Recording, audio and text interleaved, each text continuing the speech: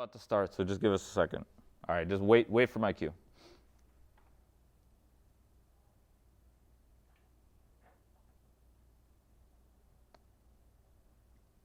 All right, welcome back to another installment of the 94 podcast.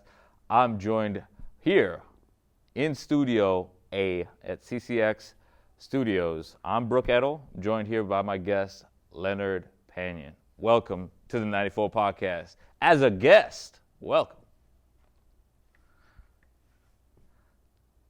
What's good, man? How's it going? It's good, man. What's up, man? What you been up to? Man, I'm back on the 94, man. Yeah, welcome. Yeah, I'm so glad that we could have you on the 94 podcast. Happy New Year to you and yours. I hope you had a great holiday season, and everybody's staying healthy, hopefully. On your side, over here, we're all good. So a lot to be thankful for in the year of 2025. Happy Black History Month. You know, we got February underway. We got the Super Bowl coming up. We got two black quarterbacks in Jalen Hurts, Patrick Mahomes. A lot of great things. But yeah, definitely wanted to, and I know the last few weeks we've been able to celebrate MLK's birthday. A lot of great things here on the 94 podcast. We had Coach on. And you remember Coach, right? I think were you part of that conversation? We had, I think it was right before. I think we had an episode in studio at CCX, and then Coach came in next. But you got to meet Coach. We got to make it out to a high school football game. I know you're a big high school football fan. Yeah, man. Shout out. What school is that again? Hopkins, correct? Hopkins. Yep, Hopkins High School, right here in the community. Okay. Yeah. I'm a big high school football fan. Love high school football. Who don't? I love all football. You gotta love high school football. Awesome. Hey, yeah, Leonard, let the audience know a little bit about you. You said that you did play some sports in high school, right? Mainly, what were your sports? I played football, man, back in the day. When I was playing high school, I don't know if you know who Rashad Mendenhall it was, but he played for the Pittsburgh Steelers. He went to my. I did break one of his records. You know what I'm saying? With 432 yards one time, but that was back in the day. But besides that, I played sports. I ended up playing college ball, and then that kind of was the end of my football career, I would say. Okay, that's very. Thank you for sharing that, Leonard. So that's cool. So you've lived that life in regards to Friday Night Live, right? Friday Night Lights. Yeah. Go ahead. I don't know if you know who Jewel Lloyd is from the WNBA. She also went to my high school. Okay. She plays for the Seattle Storm. The Seattle team. Yeah, Seattle Storm. Yeah, she just got traded to the Ace, to the Las Vegas Ace. Yeah, there's a lot of trades going on right now. There was Kelsey Plum. She got traded from Las Vegas Aces to the Los Angeles Sparks. Yeah. So there's a lot of movement in the NBA, WNBA and NBA. Did you hear this though? That's a connect. That's a connect right there. Did you hear about David Silver though? Adam Silver in the NBA. I want to get your thoughts on this. Adam Silver was talking about 10-minute quarters in the NBA. How many minutes is it now? It's 12 minutes. So that's the 12, standard right now. 10 minutes? Yeah, everybody. Why 10 minutes? Everybody in the world does 10 minutes. Like the European leagues, college, they do 40-minute games. But the NBA was saying like, how about we go to 10 minutes and we make it a global standard of 10 minutes? What's your thoughts on that? Yeah, I disagree. I think the NBA is supposed to be the best league in the world. So I don't think, the NBA should try to fit in with the other leagues. Most of those guys are trying to get to the NBA. And so it's like, I don't think so. I mean, you guys, they've been doing it for how long? Over 40, 50 years already. So just keep it how it is, in my opinion. But that's just my opinion. I got you. Yeah, like I'm in that camp of it's not broken, why fix it? And I think it actually hurts the fans if they do shorter games because, for example, someone wants to go see Steph Curry, someone wants to go see LeBron James, someone wants to go see Anthony Edwards at Target Center, but he's only playing, 28 minutes, not the 35 minutes that you're used to him playing. That's a big difference in regards to that exposure of the game to the young fans and just overall any basketball enthusiast, whatever their age is, whatever their demographic is. But that's my opinion on that. I feel like sports as a business, it's always interesting to kind of just see how they're trying to elevate the game, but I think they're doing a great job in regards to globalizing the game. But like taking minutes away, I don't think that's the recipe. But yeah, continuing on. I know you're a big AI guy. So what kind of research? I know not Allen Iverson. We're talking about artificial intelligence here. So I don't know what type of like AI, I guess, curiosity. Are you a big tech guy? I'm really not, but I've been doing research, man. And this AI thing is probably the biggest thing. I thought crypto was big, and crypto is pretty big. Crypto and AI is pretty big, but AI is like it's just the beginning. And like so AI will be a part of sports. It's gonna be part of every part of life. It's just the beginning. And it's only gonna get scarier. So I don't know. I mean, so that's pretty much it. That's pretty much it. To sum it up real fast. I mean, for everybody out there, it's not like iRobot, like Will Smith, where like the robots are taking over, right? Like there's a lot of good that AI does, but as well there's that uncertainty that AI brings to the conversation, the equation of society as a whole. Because like, are they going to replace human jobs? Are they going to replace opportunities that humans can have in regards to like their overall functionality? I think that's going to be interesting. Robotics, computers, systems, chips. So there's ChatGPT, for example. Like that was a huge situation where script writers, they were on strike and saying like, hey, they're taking a lot of people's intelligent like ideas and like just running away with being able to copy it and then have ChatGPT. I don't know. There's a lot of controversies with AI, so that's an interesting topic that you brought up. It is literally a Pandora's box when you think about it. Yeah, how do you think it's going to affect sports?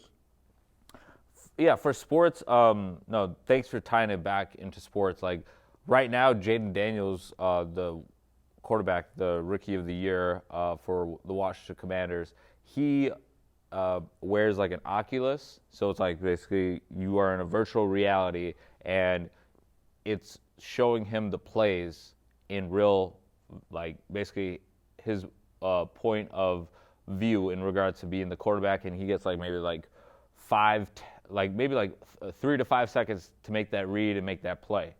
Otherwise, he is going to get. That's a good. Yeah, that's what's I never thought of it. Yeah, that's how it's being integrated right now. I never thought of it like that. I'm pretty sure that well, that's the part of the game I don't want taken away. I want the offensive coordinators to like come up with the plays, but I can see technology really interfering with sports, and they start going with what AI think is the best play for a particular moment of the game. I can see them saying, "Yo, the odds of us getting this first down, let's go with this play." That AI is saying we could do. I can see it going that way.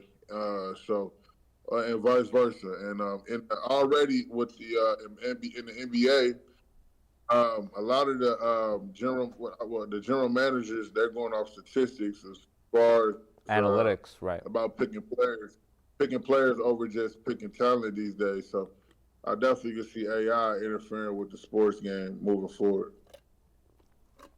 Absolutely, it's only going to evolve. Yeah, the way that someone hits a baseball, the way someone is able to hit a golf ball. All these things are being measured, and metrics are going to be enhance in some ways, but at the same time, it can definitely take away. Like, for example, you're not going to have a robot out there hitting somebody across the middle as a linebacker, because that's just something like you can't create that game day scenario. I mean, you can get as close as you can just with like just the vision, I guess, but like the contact, that's probably going to stay the same. I don't see that being really too adjusted. I could be wrong. There could be like some AI dummies out there that they're going to be able to run these plays with. Who knows? I mean, like the future is unfolding in front of us, Leonard, and there's some cool things, but at the same time, you realize what is out there is, it's unknown. It's unknown. A lot of unknown. But bringing it back to present day. February, we got a lot of sports activities. So on the calendar, we got the Super Bowl, of course. We got the Pro Bowl. That's this week. We got the NBA All-Star Weekend. I don't know, Leonard, are you a racing fan? Do you like cars, racing? You do?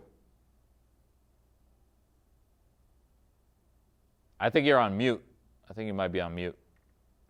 You're on mute. You gotta unmute.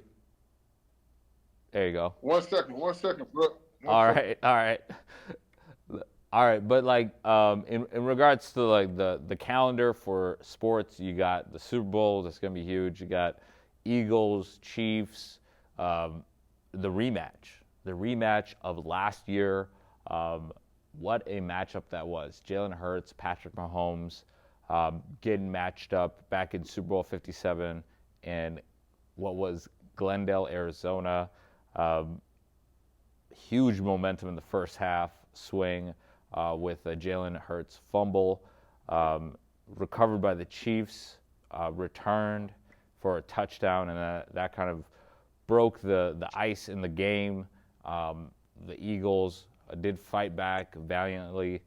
They made it a game. It came down to the last possession where the Chiefs were able to hit the game-winning field goal with Harrison Butker walking off the Philadelphia Eagles. And what a way for Andy Reid to take down and beat his former team, the Philadelphia Eagles, where he spent over 14 seasons as their signal basically master in regards to like that offense. He mastered that offense for the Philadelphia Eagles with Donovan McNabb, Brian Westbrook, Terrell Owens. You had Freddie Mitchell. You had Chad Lewis. You had Brian Dawkins. You had Hugh Douglas. You had just so many great Eagles players. Fletcher Cox. I'm thinking of other names too. But just a lot of Deshaun Jackson. But Andy Reid has always been an offensive genius, and that was not a surprise when he was able to capture his second Super Bowl after he had just won his first Super Bowl back in 2020 against the San Francisco 49ers. Now you fast forward to 2025, Andy Reid is seeking his fourth Super Bowl. Coming off of last year, they went back-to-back after winning Super Bowl 57. They won Super Bowl 58. Now they're going for Super Bowl 59 in New Orleans.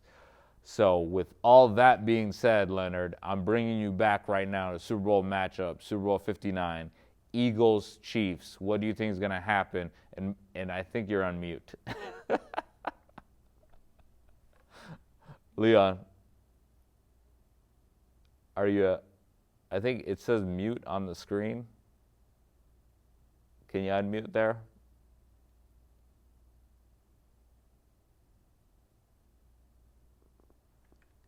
Leon, can you hear me? You got to unmute. Leon, you got to unmute, my brother. There you go. I can't hear you. Can you talk? Leon, are you talking? Leon, I can't hear you.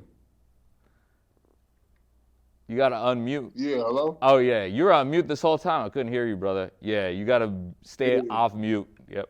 Go ahead. Talk. No, sorry about that. Something happened, but yeah. No, you're all good. All right. So what were you saying? What was I saying about Yeah, you were on bring mute, so back I the couldn't topic. hear anything that you were saying. So recap everything you said, please. You recap. I didn't hear what you were saying. I was talking about the Super Bowl. And I did I Okay. did a lead in for you, but you were still on mute, so that's why I was just talking about you got to unmute so you can hear me. Yeah. So basically, we talking about the Super Bowl, correct? Super Bowl 59. I'm giving you a softball to get back into this. Okay. All right, give me your thoughts, man. Yeah. Okay, pretty much as far as the Super Bowl, I want to. It's tough, man. I want to pick Pat Mahomes, and then I was like, man, maybe the Eagles will do it. But then I thought about it again. I think the Chiefs are going to do it. I think the Chiefs stops the Eagles' running game. What did you say? I was drinking. No, I didn't say anything. I think the Chiefs stops the Eagles' running game, and Saquon Barkley. I don't think he has a big game in the Super Bowl. I think the Chiefs has the defense to stop it, and I just think the Chiefs is going to figure out a way to three-peat. It's Did you hear me? Yeah, I can hear you. It's kind of hard to say that they're not going to three-peat. I mean, they made it this far. The Eagles could prove everybody wrong and get their lick back in regards to losing Super Bowl 57. Jalen Hurts, A.J. Brown, Devontae Smith, Saquon Barkley in his first ever Super Bowl with the Philadelphia Eagles. You got Brandon Graham, who just got cleared to play after getting injured in November against the Los Angeles Rams. So that's a huge part of their defense that's back as a rusher of the quarterback. So he can make life difficult for Patrick Mahomes. But Patrick Mahomes, Andy Reid, and Travis Kelce, they're too good. They're too good in this scenario. I'm going Chiefs. I feel like Chiefs are so close. They're so difficult to take. They're so difficult to take them out in this game. Like they have that playoff experience, and most importantly, they have that Super Bowl experience as a full coaching staff. Yeah. But that's not to say that the Eagles couldn't do it. That's not to say the Eagles couldn't do it. Yeah. Philly got They got the squad. I think it relies on Saquon, man. If Saquon could rush for like 170, then Philly could do it. But he gotta go for damn near 150.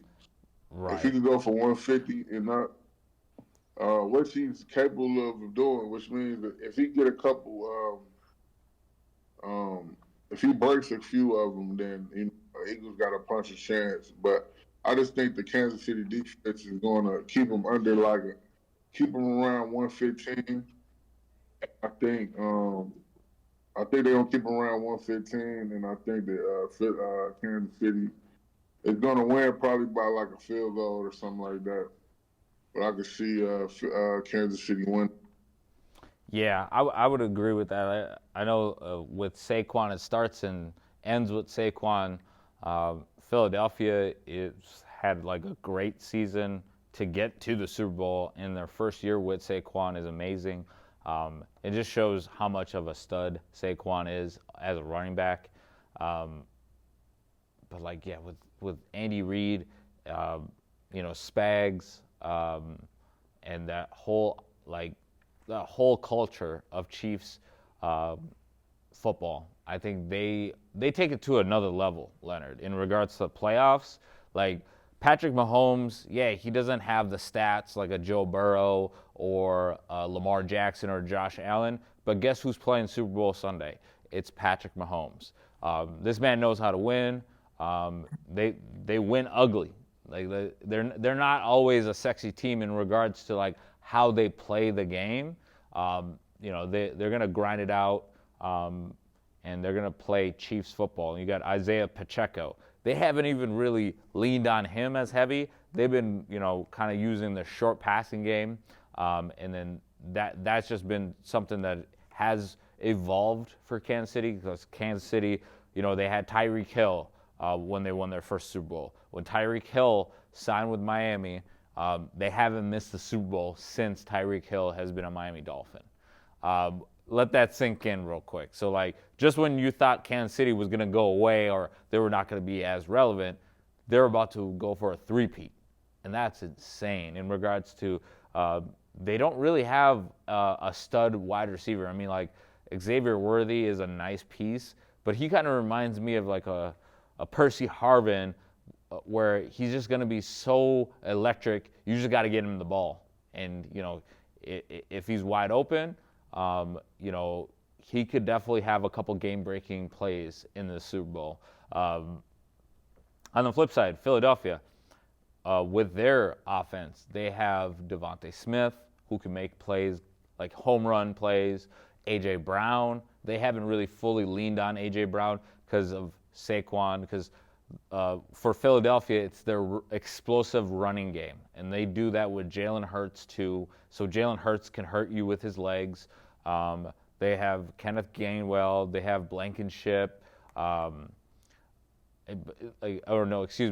their defensive player. They have Shipley, who just scored his first touchdown in the NFC Championship game.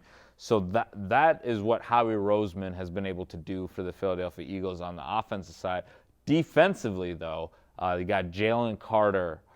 We mentioned Brandon Graham coming back. You got Bond. You got Darius Slay. You got C.J. Gardner-Johnson, who just came back after he was in the last Super Bowl with the Philadelphia Eagles. And one thing that I got to give them some respect, though, in regards to the Eagles, is they've studied the greats. And when I'm talking about the greats, like Peanut Tillman, Charles Tillman, the peanut punch, in regards to getting that football, that could be the turning point. If they're able to get a big punch out, get a football, and that could shift the tide of the Super Bowl as we know it. But let's talk picks. And then I also want to get your opinion on the halftime show before we wrap up here. About what, Kendrick? Yeah, Kendrick. I guess my opinion on it is that I think the world is just waiting to see if he's going to perform They Not Like Us. And I think that's really what the world waiting on. Squabble up? I think everybody just want to see if he's going to perform They Not Like Us. Right. Kendrick got. So I think the world waiting on that, and I just want to see if he's going to actually perform. And then I want to see if he pulls out. I want to know if he pulls out a great. I'm hoping he pull out Lil Wayne and come out perform with him. I'm hoping he pull out Lil Wayne. Oh, that would be amazing. I would definitely be on board with that in regards to having Lil Wayne in New Orleans with Kendrick. That would be a storybook. But that would be a storybook halftime for Lil Wayne. Yeah. Yeah, but then it's like, can that really happen? Because he got to perform They Not Like Us. He can't. There's Drake. I don't know. Or maybe he brings them out and don't do They Not Like Us. Right. Yeah. I guess we're going to find out. We're going to find out soon enough. We're going to find out. But yeah, the music, has definitely, the music game has definitely changed in regards to They Not Like Us, taking over the charts all of 2024. It was the song of the summer. Let's just be completely honest. That was the song of the summer. The U.S. basketball team, they were playing that against Canada. When they beat Canada, they were playing They Not Like Us. So, the song has been everywhere, and it's going to be, more than likely, it's going to be at the Super Bowl 59. Let's talk predictions. What is your prediction? What's going to be the score? You said Chiefs, but what's going to be the score? Man, that's a great question. Everybody's like score is going everybody's to ready be. to write their Super Bowl scores. You know the little score pad. They're ready to hear the score. You might have a winner. I think this game gonna put up some points. Well, Okay. let me think. I think the score is gonna be 27-24. That's a good game. That's a good game. 27. 27-24. Can Kansas City. Okay. Super Bowl MVP. Who's going to be the Super Bowl MVP? I don't know. Do they usually just give it to the quarterback? Sometimes, Because it can go to defense, but it can go to running back too. if the Eagles win, it's gonna be Saquon. If the Kansas City win, I want to say Pat, but I don't know if Pat's been having a good year this year. I don't. He just has to have a Pat great Mahomes, game. right? It just comes down to the game. Yeah, it would have to be Pat Mahomes. So Pat Mahomes on Kansas City, Saquon on the Philly. Okay. I would think that would probably be like the appropriate Super Bowl MVPs in those cases. My pick. Yeah. I'm going 30. Let's do 40, man. I think it's gonna be 49. There's gonna be some points in this game. 49. You think it's gonna be that many? Yeah, I think they're gonna open it up a little bit because like the Super Bowl. I think last year went to overtime and it was like, it was a lot of explosive plays in that Super Bowl.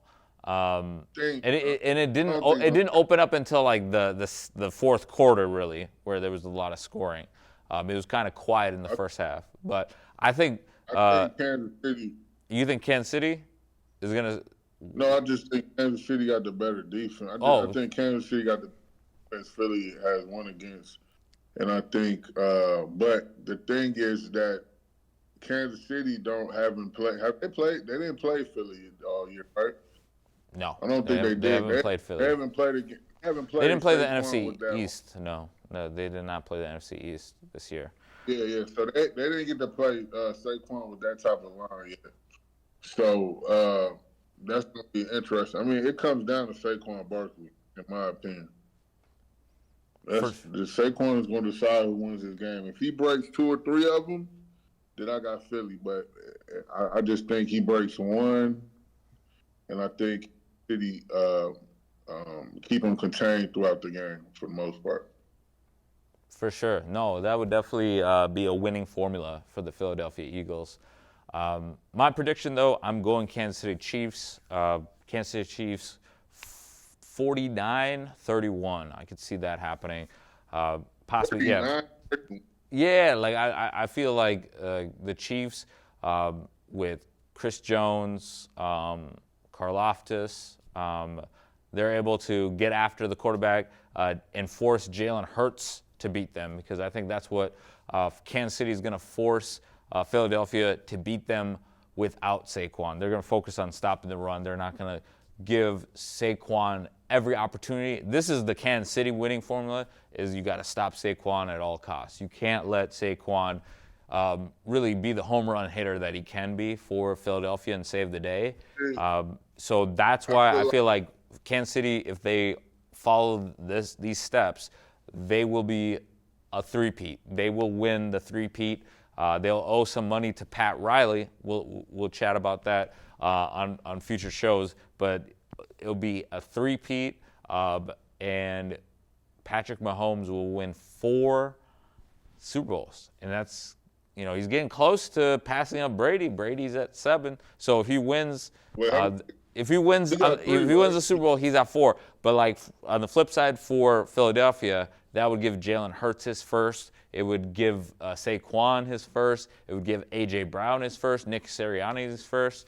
And what they got to do, Eagles got to do, they got to fly. Eagles fly to the ball, and they have to punch that football out. They have to win the turnover battle.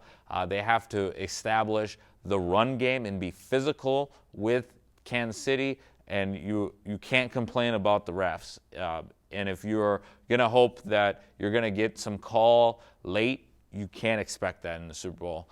So that's the winning formula for Philadelphia, is being able to run the ball, be physical, bloody Kansas City Chiefs nose in regards to just being as physical as possible on offense and defense. So like that means, Jalen Carter is in Patrick Mahomes' face all day. They literally have to do what they did against the New England Patriots, where they were able to NASCAR rush Tom Brady. So like Tom Brady was not comfortable, even though he scored as many points as he did in that Super Bowl 52.